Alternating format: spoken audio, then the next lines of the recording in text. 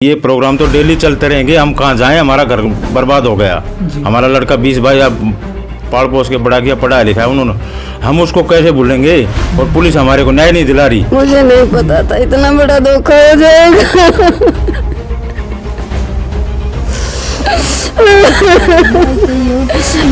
न्याय चाहिए, कुछ भी नहीं चाहिए। मेरा बेटा मारने वाला तो घूम रहा है, मेरा बेटा की आग चिता में जली हुई है।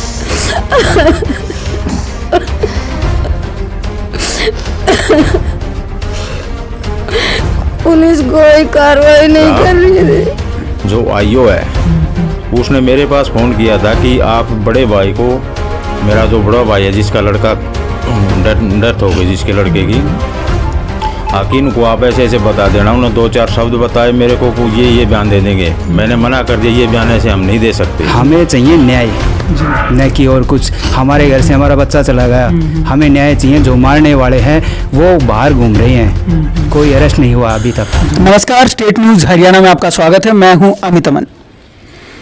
आज हम झज्जर जिले के अकेडी मदनपुर गांव में मौजूद हैं, जहां पे कि एक ऐसी घटना हुई है जो कि आपके दिल को झकझोर सकती है। आजकल शादियां एक उत्साह होने की बजाय, उत्सव उसको लोग मनाते हैं, लेकिन उसी के अंदर ऐसे ऐसे काम हो जाते हैं कि जिससे कि लोगों के अंदर आक्रोश की भावना भी आती है। और उसके साथ साथ अगर मैं बात करूं कि वो लड़ाई झगड़े का एक सबब बनता है, क्योंकि शादियों के अंदर जिस प्रकार से जो शराब का सेवन होता है, या फिर अगर हम कहें कि जो डीजे के ऊपर नाच गाना होता है, उससे वहाँ कोई ना कोई ऐसा माहौल क्रिएट होता है, वहाँ पे लड़ाई होती है और ऐसी घटनाएं हो जाती है वहाँ पे कि लोगों के लिए असहनीय हो जाती हैं, या किसी का जो चिराग है वो भी वहाँ पे बुझ जाता है। एक ऐसी ही घटना यहाँ भी हुई है। और यहाँ आप जिन लोगों को यहाँ पे बैठा हुआ देख रहे हैं, ये लोग यहाँ पे मातम के अंदर बैठे हैं, ना कि कोई खुशी मना रहे हैं। और इनका कारण सिर्फ और सिर्फ यही है कि शादी के अंदर डीजे के ऊपर डांस करते समय पे एक छोटी सी घटना हुई, लड़ाई हुई आपस में, और उसके अंदर एक 22 साल के बच्चे का वहां पे मर्डर हो गया। अब मर्डर जिस गांव के अंदर हुआ वो गांव सालावास है, वो भी झज्जर डिस्ट्रिक्ट का ही गांव है, लेकिन यहाँ का इस घर का वो बच्चा था, इस घर का वो चिराग था, जो कि उस दिन वहां पे बुझ गया। तो वो कैसे आएगा, अब हम इन घर वालों से ही जानते हैं पूरी जो घटना है वो क्या हुई है, क्योंकि यहाँ पे जब हम पहुंचे हैं तो इन सभी लोगों से वही जानने की कोशिश करेंगे कि वहाँ पे आखिर में हुआ क्या था। सर, आप लोग एक बार आगे आ जाएं, जो आप बताएंगे वो सभी लोग आप आगे आ जाएं। जो घर वाले लोग हैं वो मौजूद हैं यहाँ पे, तो उन्हीं से हम लोग अब जानेंगे कि आखिर जो घटना है वो हुई क्या थी और कैसे क्या हुआ था। सर, आप बताएं उस दिन क्या घटना हुई थी पूरी। उस दिन सर बात ये हुई कि वो भतीजा था हमारा जी, वो शादी के लिए कहीं गया, सालावास मेरे दोस्त की शादी है। वो 6-6:30 बजे के आसपास हमारे पास से गया था घर से जी। तो 10 बजे 9:30-10 बजे आसपास हमारे को खबर मिली आगे ऐसे उसके साथ कोई दिक्कत आ गई उसको। तो बड़े वाले लड़के के पास फ़ोन आया, मेरे बड़े लड़के के पास, ये बाइक पर बाहर निकले, जमालपुर है, वो जमालपुर नहीं था। जैसे हम बाहर निकले वहाँ से एम्बुलेंस तब तक उसको लेके चली गई थी जी। हम सीधे झज्जर लड़के दोनों मेरे झज्जर पहुँचे, और झज्जर भी नहीं हुआ, झज्जर से उन्होंने रोहतक रेफर कर दिया था। मैं और बड़ा भाई हम दोनों गाड़ी, और हमारा बड़ा भतीजा जी, उसको लेकर हम रोहतक पहुँचे। जब हम रोहतक पहुँचे वहाँ पर हमारे को डेड बॉडी मर्सरी में रखी हुई थी जी। हमारे को उससे कोई मुलाकात नहीं जी। आपका नाम क्या है और आप लड़के के लगते क्या हैं? मेरा नाम सुरेश कुमार है, मैं लड़के का चाचा हूँ, सगा चाचा हूँ। लड़के का नाम क्या है? राहुल जी। तो राहुल के साथ में उस दिन जो भी घटना हुई, उस टाइम पे उसके साथ कौन कौन मौजूद था, या अगर हम बात करें उसके बाद की जो कार्रवाई है वो क्या रही अब तक? उसके साथ घटना हुई उस दिन हमारे गांव का ही भांजा है वो, और ये मेरा भतीजा दोनों एक साथ यहाँ से एक बाइक पर गए थे जी। मेरे घर से अकेडी मदनपुर गांव से वो सालावास गए थे शादी समारोह में, दोनों एक साथ गए थे। और उस भांजे ने हमारे को इन्फॉर्मेशन दिया, मेरे बड़े लड़के को इन्फॉर्मेशन दिया था अगर राहुल के साथ ऐसे ऐसे दिक्कत आ गई कोई, आप जमालपुर आ जाओ जी। तो जमालपुर जाने की तैयारी करी, घर से निकले तब तक तो एम्बुलेंस उसको लेकर के झज्जर की तरफ जा चुकी थी। ठीक है। तो झज्जर पीछे भी गए, झज्जर भी वो नहीं मिला। तो लड़के ने फ़ोन किया मेरे पास, अगजा से रोहतक रेफर कर दिया। तो मैंने वो तो सिरे जी मैं बड़े भाई को लेकर के और बड़े भतीजे को मैं रोहतक पहुंच गया। वहाँ पर हमारा भतीजा जी। डेड मिला। जी। किस तारीख की घटना है? ये 5 तारीख की घटना है। 5 तारीख शाम को है ये, रात को। जी। और भी लोग हमारे साथ मौजूद हैं, उनसे भी हम जान लेते हैं। सर एक बार आप थोड़ा सा आगे आएँ। आप बताएं, आप बच्चे के क्या लगते हैं और अभी तक आप लोगों ने पुलिस को भी जो है अवगत करवाया होगा चीज़ों से, तो पुलिस की क्या कार्रवाई रही है? जी, मैं लड़के का चाचा लगता हूँ। वो मेरा भतीजा था और वो 5 तारीख को यहाँ से गया था सल्लावा से शादी समारोह में। जी। उसके बाद हमको जैसे ही खबर मिली, मैं तो घर पे नहीं था, मुझे खबर नहीं मिली, भाई साहब को खबर मिली। तो घर से रोहतक गए। जी। ठीक है। तो वहाँ पे उसको जैसे ही हमें डेड हाउस में भाई साहब को मिले, ठीक है। उस दौरान पुलिस ने अभी तक कोई कार्रवाई नहीं की है। न ही हमसे कुछ पूछने के लिए आई हुई है पुलिस, न ही हमसे कोई शांतिपूर्ण ढंग से कोई बातचीत की है पुलिस ने अभी तक। और 5 से आज 9 तारीख हो गई है। जी। अब तक जितना टाइम चला गया है उस टाइम के अंदर पुलिस ने फिलहाल कोई कार्रवाई नहीं की है। जी। हमें इस बात का कोई वो नहीं है, पुलिस ने हमें कंफर्म नहीं करा है किसी भी बात से कि उन्होंने कोई कार्रवाई की है या नहीं की है। ठीक है। तो और पुलिस से हम जैसे ही बात करते हैं तो वो भी हमें दबाने की कोशिश कर रहे हैं। जी। मतलब हमें शांतिपूर्ण जवाब नहीं मिला है अभी तक। अच्छा, अगर पुलिस इस दौरान हमारा साथ नहीं देगी, हमें न्याय नहीं दिलाएगी, हमारी कार्रवाई नहीं करेगी, तो हम स्टेप वाइज स्टेप आगे बढ़ेंगे। जी। जैसे ही हमें आगे का प्लान है, हमें एसपी के पास जाएंगे, ज्ञापन देंगे, डीसी के पास जाएंगे, उनको ज्ञापन देंगे, या फिर हम रोड जाम करेंगे। जी। ठीक है। हमें चाहिए न्याय, न कि और कुछ। हमारे घर से हमारा बच्चा चला गया, हमें न्याय चाहिए। जो मारने वाले हैं वो बाहर घूम रहे हैं, कोई अरेस्ट नहीं हुआ अभी तक। जी।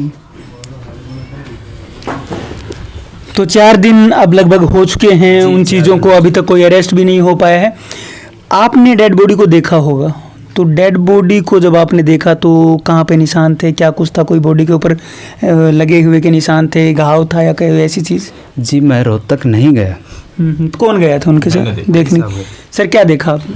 मैंने डेड बॉडी वहाँ से जाके देखा, वहाँ से मिला उसको, डॉक्टर साहब से बात करके रूम खुलवाया, गार्डन रूम खोला, हमने उसको डेड बॉडी देखा। तो उसके बाईं साइड में जी। ये इस जगह 2-2.5 सेंटीमीटर का ऐसे निशान चाहिए था, खून निकला हुआ था। और घाव जो है गहराई के अंदर था, एक चाकू, तेज धारदार हथियार था, कोई चाकू हो सकता है और कुछ भी हो सकता है, लेकिन 2-2.5 सेंटीमीटर यहाँ पर निशान था, उसको घाव था। और घाव ऐसा था कि ज़्यादा गहराई में अंदर गया हुआ था। ज़्यादा गहराई का मतलब पीछे की तरफ भी निकला हुआ था? हाँ जी। जी। और उस दौरान देखने के बावजूद आज तक पुलिस तो वापस हमारे पर ऐसे दबाव बना रही है कि मेरे पास फ़ोन किया था जो आईओ है, उसने मेरे पास फ़ोन किया था कि आप बड़े भाई को, मेरा जो बड़ा भाई है जिसका लड़का डेथ हो गई, जिसके लड़के की, हाकिम को आप ऐसे ऐसे बता देना। उन्होंने 2-4 शब्द बताए मेरे को, ये बयान दे देंगे। मैंने मना कर दिया, ये बयान ऐसे हम नहीं दे सकते। हमारे को चाहिए न्याय, इंसाफ, दोषियों को सजा मिलनी चाहिए, नहीं तो हम कठोर कदम उठाएंगे। रोड जाम भी होगा, डीसी को भी ज्ञापन देंगे, एसपी को भी देंगे, गृह मंत्री साहब अनिल विज साहब को भी देंगे। हम कठोर से कठोर कदम उठाए, हमारे को न्याय चाहिए। हमारा लड़का चला गया, लेकिन पुलिस अब खाली हाथ बैठे, हाथ पाथ रख के बैठी है, हमारे से कोई पूछताछ किसी प्रकार की कार्रवाई नहीं कर रही। कल फ़ोन किया, हम उस प्रोग्राम में, ये प्रोग्राम तो डेली चलते रहेंगे, हम कहाँ जाएं, हमारा घर बर्बाद हो गया। हमारा लड़का 20 भाई पाल पोस के बड़ा किया, पढ़ाया लिखा है उन्होंने, हम उसको कैसे भूलेंगे? और पुलिस हमारे को न्याय नहीं दिला रही। पुलिस हाथ पाथ रख के बैठी। जब भी फ़ोन करता, मैं कल शाम को भी फ़ोन किया था, उन्होंने फिर भी ये बताया मेरे को, ये कल हो जाएगा, परसों हो जाएगा, हम इस प्रोग्राम मैंने यही जवाब दिया था, प्रोग्राम तो चलते रहेंगे। क्या उस प्रोग्राम चलते रहे, आप साल भर नहीं प्रोग्राम होगा, हमारा क्या होगा? हमारा बच्चा चला है, उसका कोई, हमारे को न्याय चाहिए। अगर न्याय नहीं मिला तो हम कठोर से कठोर कदम उठाएंगे। और पुलिस बिल्कुल खाली हाथ बैठी हुई है। पुलिस ने हमारे से कोई पूछताछ नहीं, ना हमारे घर पर आई आज तक, 5वां दिन है, आज 5 तारीख की ये घटना है, आज 9 तारीख हो चुकी है जी। और हमारे से कोई वारदात ये किसी प्रकार की भी संतुष्ट हमारे को न कोई जवाब मिला, न हमारे से कोई पूछताछ करा, ना हमारे घर पर आज तक पुलिस कर्मचारी कोई आया ये हादसा कहे किसको कहे क्या करें क्या नहीं। और जो लड़के उसके साथ में जो मेरे भतीजे के साथ में एक साथ गया था उसका नाम मिला वो लड़के का भी, आप उससे पता कर लो। जी जी दोनों एक साथ गए थे मेरे घर से, यहाँ से एक बाइक पर दोनों एक साथ गए थे। जी। सर आप बताएं, एक तो आप अभी कुछ कहना चाह रहे थे, दूसरी बात ये कि लड़के के परिवार में कौन कौन है और उसके माँ बाप के हालात कैसे? लड़के के परिवार में 2 लड़के थे, वो 2 भाई थे, एक बहन थी और मम्मी पापा हैं जी। 5 कैंडिडेट हैं। और उनकी आर्थिक हालत तो बहुत ही नाजुक है। और मम्मी पापा को तो सुबह ही मेडिकल जमालपुर एडमिट कराया था, उनकी हालत बहुत नाजुक है। ठीक है, दोपहर में उनको छुट्टी दी गई तो वापस लेके आए। वो तो मेंटली दिमाग से अपसेट हो रहे हैं, बिल्कुल अपसेट हो रहे हैं। बार बार तो उनके जाड़े बूझ रहे हैं, हर 5-10 मिनट में हम डॉक्टर अरेंज कर रहे हैं।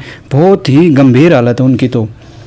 ठीक है, और अगर प्रशासन कोई कार्रवाई नहीं करेगा, पुलिस प्रशासन कोई कार्रवाई नहीं करेगा तो हम उनके ऊपर भी सवाल उठाएंगे और ये चीज़ हम डीसी को और आगे फॉरवर्ड करेंगे ये चीज़ कि हमारी प्रशासन भी नहीं सुन रहा तो उनके ऊपर भी सवाल उठाए जाएंगे। प्रशासन तो चाह रहा है कि हम उनके तरीके से बयान दें, हमें दबाने की कोशिश कर रहा है वो तो साफ साफ कहने का मतलब ये है कि पुलिस है वो भी आप लोगों का कोऑपरेट नहीं कर रही है और जो सहयोग है पुलिस की तरफ से वो आप लोगों को नहीं मिल पा रहा। बिल्कुल बाकायदा पुलिस आप ही पर दबाव बना रही है। बिल्कुल पुलिस हमारे पर ही दबाव बना रही है। एसआई जो है वो बोल रहा है हम इस तरीके से आपको बोलेंगे ये बयान दो। हम क्यों बयान दें? हम झूठा बयान नहीं देंगे किसी भी प्रकार का। जब जिस चीज़ की हमें नॉलेज नहीं है, हम उस टाइम पे पॉसिबल नहीं थे, हम कैसे कहेंगे हम यहाँ पे पॉसिबल हैं? ठीक है, हमें प्रशासन पे बिल्कुल भी अभी तक तो कार्रवाई प्रशासन ने की नहीं, तो विश्वास किस चीज़ का करें ये बताओ आप। 4 रोज हो गए, 5 तारीख की घटना, आज 9 तारीख हो गई, अभी तक पुलिस ने कोई भी एक्शन लिया हो, कुछ भी दोषियों को अरेस्ट किया हो, हमसे आके कोई यहाँ पे वो करी हो भाई मरने वाला परिवार कैसा है, उसकी क्या कंडीशन चल रही है, क्या नहीं है। ठीक है, दोषियों को पकड़ो। उसके मेरे भतीजे के साथ 3 कैंडिडेट और थे, उनसे बयानबाजी करो। जो भी कुछ है घटना को हमें चाहिए बिल्कुल निचोड़, हमें न्याय चाहिए। अगर न्याय नहीं मिलेगा तो हम कठोर से कठोर कदम उठाएंगे और जहाँ तक पॉसिबल होगा सुप्रीम कोर्ट तक भी जाएंगे। हम हार नहीं मानेंगे इस बारे में। ठीक है, हर किसी से भिड़ जाएंगे, पीछे नहीं होंगे इस चीज़ के बारे में बिल्कुल भी। घर से एक जवान बच्चा खोने के बाद में माँ बाप के जो हालात हैं वो क्या होते होंगे, उनकी जो भावनाएं हैं वो आप समझ सकते हैं। जो बेटे की माता जी हैं वो यहाँ पे हमारे साथ में मौजूद हैं, तो इनकी स्थिति आप जान सकते हैं इनको देख करके कि क्या इनके जो हालात हैं वो हुए हैं, कितनी भावुक ये हैं। क्योंकि माँ है तो माँ सबसे ज़्यादा अपने बच्चे के लिए भावुक होती है, तो वो भी स्थिति आप यहाँ पे देख पा रहे हैं कि इनके जो आंसू हैं वो लगातार रुक नहीं पा रहे हैं। लेकिन उसी के साथ में अगर मैं आपसे कहना चाहूँ कि इनका जो सहयोग है वो भी किसी प्रकार से जो पुलिस प्रशासन वगैरह है उसके द्वारा भी नहीं हो पा रहा है। तो आप परिवार की जो कंडीशन है वो भी देख सकते हैं। जितनी भी महिलाएं यहाँ पे मौजूद हैं सभी की आंखों में आपको आंसू नजर आएंगे और हो सकता है कि ये बोल भी ना पाए। इस समय पे हम बात करना भी इनसे उचित नहीं समझेंगे क्योंकि इनके जो हालात हैं वो इसी प्रकार के हैं। अगर ये कुछ बोल पाएंगे तो मैं इनसे जानने की कोशिश ज़रूर करूँगा। माता जी, अभी जो आपका बच्चा गया है उसके बाद आपसे मैं पूछूं तो क्या, ये तो मुझे समझ नहीं आ रहा है, लेकिन फिर भी आप अब क्या चाहती हैं? मैं न्याय चाहती हूँ। मुझे बेटा दिया, मेरा बेटा घर से अच्छी तरह खिलाया था। मुझे शादी का नाम लेके लगन में मम्मी जी मैं शादी में जाता, मुझे नहीं पता था इतना बड़ा धोखा हो जाएगा।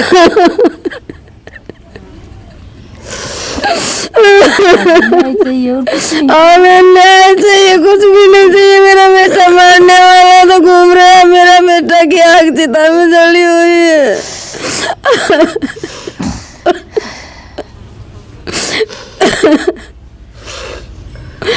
पुलिस कोई कार्रवाई नहीं कर रही है। आप लोगों ने पुलिस से मिलने की कोशिश की है, उसके बाद पुलिस क्या कहती है? कुछ नहीं कर कुछ नहीं है, हमारे जाते हैं आदमी सब, इनकी कोई सुनाई नहीं करी है, जिन कोई भी गिरफ्तार नहीं किया है उन्हें, हम लोग कोई भी ना है सूरज। और 5 तारीख के बाद उस लड़का की शादी थी, वह भी हमारे घर पर कोई भी नहीं आया है, कोई भी। और बार बार राहुल उसकी दोस्ती के जाता था, हमें नहीं पता उसकी क्या साजिश थी क्या नहीं, हमें तो हमारा बच्चा खो दिया। तो परिवार की जो कंडीशन है, जो माता जी की जो हालात हैं इस समय पे आप समझ सकते हैं।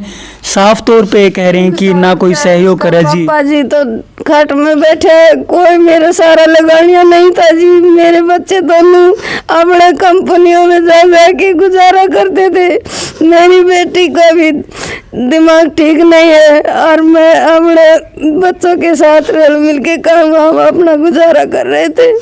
अब भूखा पिसा अपना किसी के पास नहीं है, लेकिन हमारा बेटा कमाते खाते नहीं देख सके।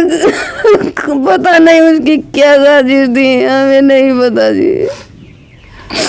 उसने क्या दुश्मनी काटी है हमारे साथ। शादी में गया था, हम सिर्फ शादी वाले का ही वो माना, अगर उसने ही करवाया से किसी और का आता हमें नहीं पता। हमें न्याय चाहिए, मेरे बेटे का न्याय चाहिए।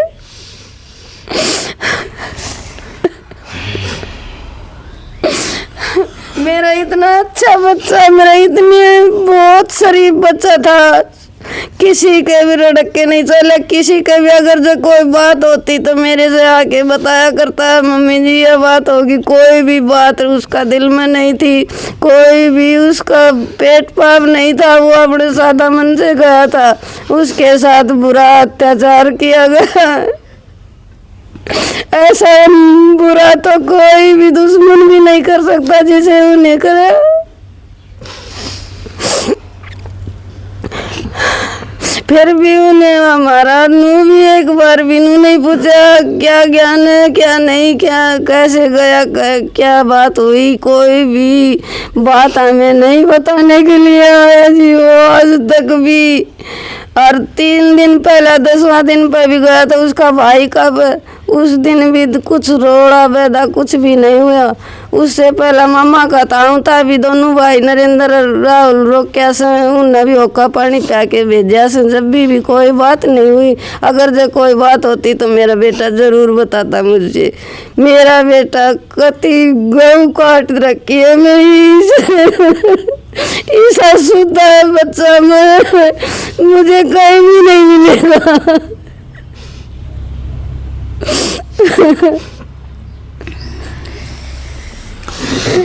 शादी का माहौल, एक तरफ खुशियां तो दूसरी तरफ मातम का विषय बना हुआ है। तो शादियां किस तरीके से, जो आजकल की शादियां हैं वो समाज के अंदर जहर घोल रही हैं, वो भी आप देख सकते हैं कि आपके ही साथी किस तरीके से आपके ही जान के दुश्मन बन जाते हैं। एक छोटी सी घटना इस प्रकार से एक जहर घोलती है। ये एक शख्स और हमारे साथ मौजूद है जो कि उस समय पे उस लड़के के साथ थे, तो उनसे भी हम जान लेते हैं। उनका नाम भी राहुल ही बताया जा रहा है, तो ये हमारे साथ मौजूद है। चलिए इनसे भी जान लेते हैं। राहुल, आपका नाम भी राहुल और जिस बच्चे के साथ ये घटना हुई है उसका नाम भी राहुल। तो उस दिन क्या घटना हुई थी आप हमें बताएं।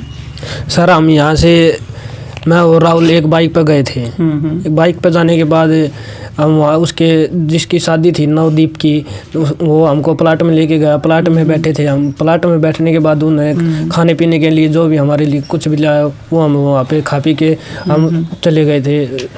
खाना मतलब खाने पीने लग गए थे। खाने पीने के बाद वो जिसकी शादी थी वो बोला कि भाई देख टाइम भी हो रहा है खाने पीने रोटी खाने का।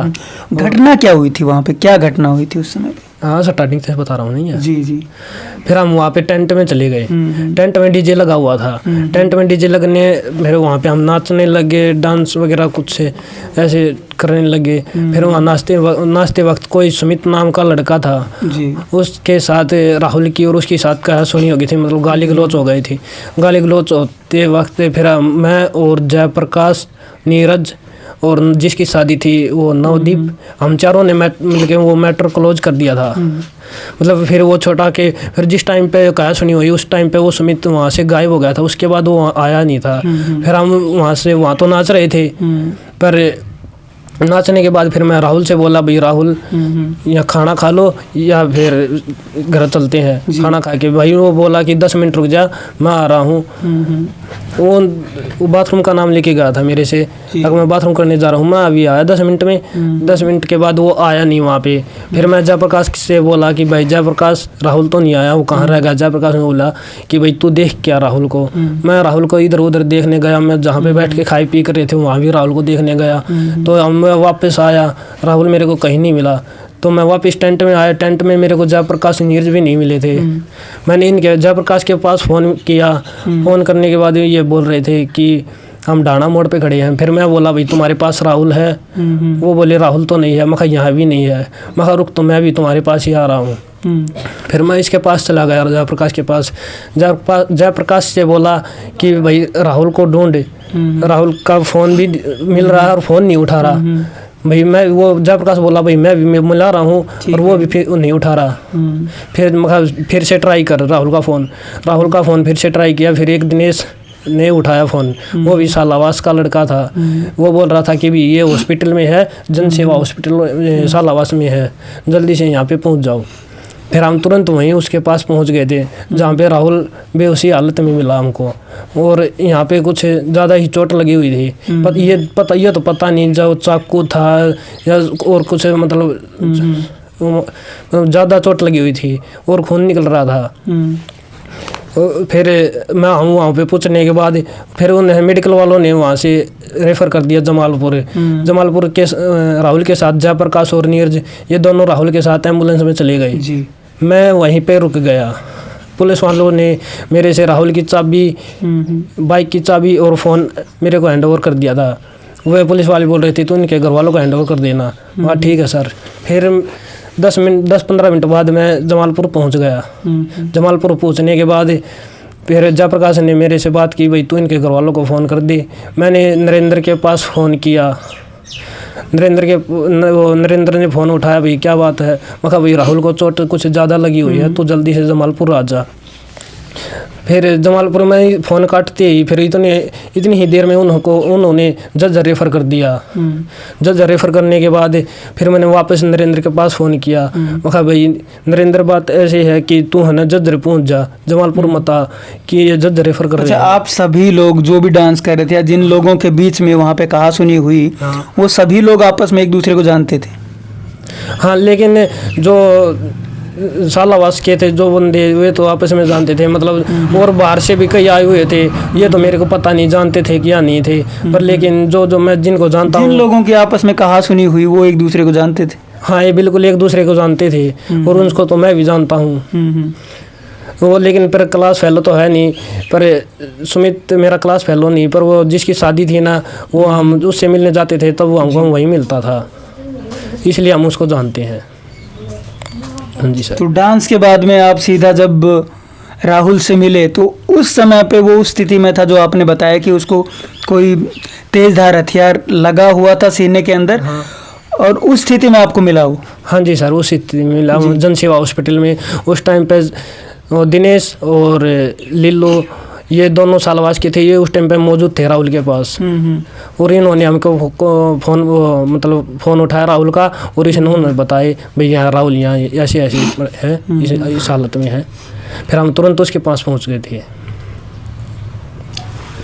तो आप देख रहे हैं जिस तरीके से जो ये बच्चा है राहुल, ये अपने बयान दे रहा है, लेकिन आजकल की जो विवाह शादियाँ पार्टियाँ हैं, वो खुशी और उत्सव होने की बजाय वारदात की जगह बनती जा रही हैं लगातार। आप इन चीज़ों को देख पा रहे होंगे कि जहाँ भी छुटपुट जो घटनाएं हैं वो वहीं से निकल करके आती हैं, शादी पार्टियों से निकल करके ही ऐसी घटनाएं बाहर आती हैं कि वारदात वहाँ पे हो जाती है। विवाह एक उत्सव होने की बजाय वारदात की जगह लगातार बन रहे हैं। और इन्हीं के अंदर अगर आप शराब का सेवन ना करवाएं या शराब ना पिलाएं तो वहाँ पे आपकी फजीहत मानी जाती है, और अगर आप शराब पिला दें तो इस तरीके की डांस के समय पे घटनाएं होती हैं। तो ये सभी घटनाएं किशोर इंगित करती हैं, किशोर इशारा करती हैं, वो आप समझ सकते हैं, लेकिन ऐसी जो घटनाएं वो समाज को झकझोर देती हैं। और इन लोगों का साफ तौर पे कहना है कि जो पुलिस प्रशासन है वो इनका बिल्कुल भी सहयोग नहीं कर रहा है और आगे इन लोगों को कोई बड़ा कदम भी उठाना पड़ सकता है। ये भी साफ तौर पे जो परिवार के यहाँ के जन हैं वो सभी लोग बता रहे हैं कि ये एक बड़ा कदम भी उठा सकते हैं अगर पुलिस प्रशासन इनका सहयोग नहीं करती है। बाकायदा ये कह रहे हैं कि अनिल विज जो कि गृह मंत्री है वहां तक भी ये जाने की बात कर रहे हैं कि उनको भी ये शिकायत करेंगे, सीएम को भी ये शिकायत करेंगे। तो ऐसी जो घटनाएं हैं पुलिस प्रशासन उसका संज्ञान ले और जल्दी से जल्दी जो आम लोग हैं उनको न्याय मिल पाए। लेकिन सबसे बड़ी बात है कि आपकी शादी के अंदर किस प्रकार के लोग मौजूद हैं, क्या वहाँ पे घटनाएं होती हैं, इन घटनाओं पे लगाम लगाना हमारा और समाज का काम भी है, तो वो भी आप लोग जरूर करें। आप देखें कि आपका जो विवाह शादी है वो किसी और के लिए मातम का विषय ना बन जाए। नमस्कार, धन्यवाद, जय हिंद, जय भारत।